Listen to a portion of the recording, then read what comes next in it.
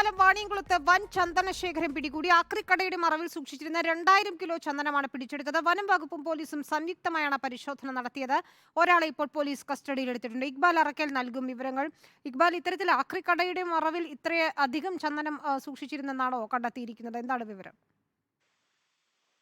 വിനീത, ഈ രഹസ്യ വിവരത്തിന്റെ അടിസ്ഥാനത്തിലാണ് ഈ വനവകുപ്പും പോലീസും ഈ ഒറ്റപ്പാലം വാണിയംകുളത്തിനടുത്ത് പത്തംകുളത്ത് വെച്ചുള്ള ഒരു ആക്രിക്കടയിൽ ഇത്തരത്തിലൊരു പരിശോധന നടത്തുകയും 2000 കിലോന്റെ അടുത്തുള്ള ചന്ദനം പിടികൂടുകയും ചെയ്തത്. ഈ ആക്രിക്കടയുടെ അകത്തുള്ള ഷെഡിനകത്ത് 50 പെട്ടികളിലും ചാക്കുകളിലും മറ്റുമായാണ് ഈ ചന്ദനം സൂക്ഷിച്ചിരുന്നത്. ഈ ഉദ്യോഗസ്ഥർക്ക് രഹസ്യ വിവരം കിട്ടുകയും ഇവർ അവിടേക്ക് എത്തി ഒരു പരിശോധന നടത്തുകയായിരുന്നു. ഏതായാലും ഈ ചന്ദനം സൂക്ഷിച്ചെടുത്തു നിന്ന് ഒരാളെ ഈ പോലീസും അതുപോലെ തന്നെ വനവകുപ്പും ചേർന്ന് പിടികൂടിയിട്ടുണ്ട്. ഇയാളുടെ പേര് വിവരങ്ങൾ നിലവിൽ ഉദ്യോഗസ്ഥർ പുറത്തുവിട്ടിട്ടില്ല.